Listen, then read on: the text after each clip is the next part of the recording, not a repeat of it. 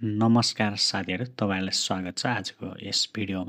आजको भिडियोमा हामी चर्चा गर्नेछौँ प्योर इनर्जी लिमिटेडको आइपिओ नतिजा कहिले सार्वजनिक हुन्छ भन्ने बारेमा। यदि तपाईहरुले यो आइपिओमा आवेदन दिनुभएको छ भने कृपया भिडियोलाई अन्त्यसम्म हेर्नुहोला। प्योर इनर्जी लिमिटेडले चैत 28 गतेदेखि आम सर्वसाधारणका लागि आइपिओ खुल्ला गरेको थियो। कम्पनीले कुल 11,95,200 किता सेयर प्रति किता रु 100 मा जारी गरेको थियो। यसमा न्यूनतम 10 कितादेखि अधिकतम 1 लाख कितासम्म आवेदन दिन सकिने व्यवस्था थियो। यो आइपिओमा अत्याधिक चासो देखिएको छ।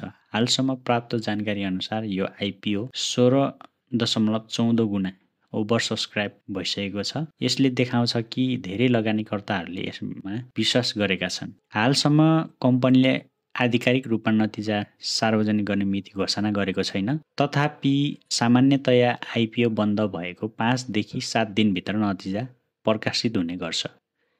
त्यसैले आज मिति 2082 1 महिना 2 गते आइपिओ बन्द भएकोले नतिजा वैशाख महिनाको 7 गते आसपासमा सार्वजनिक हुने सम्भावना छ। आइपिओ को नतिजा हेर्नका लागि हजुरहरूले ipo.cdsc.com.np त्यस्तै गरेर अर्को रहेको छ मेरो share.cdsc.com.np जस्ता वेबसाइटहरुमा आफ्नो बिओ आइडी राखेर सजिलैसँग हेर्न सक्नुहुनेछ। र आजको भिडियो यति नै थियो। यदि तपाईहरुलाई यो जानकारी उपयोगी लाग्यो भने कृपया भिडियो लाइक गर्नुहोला, च्यानल सब्स्क्राइब गर्नुहोला किनकि टेक्नोलोजी आइपिओ रिलेटेड भिडियोहरु मैले च्यानलमा ल्याइराख्ने छु।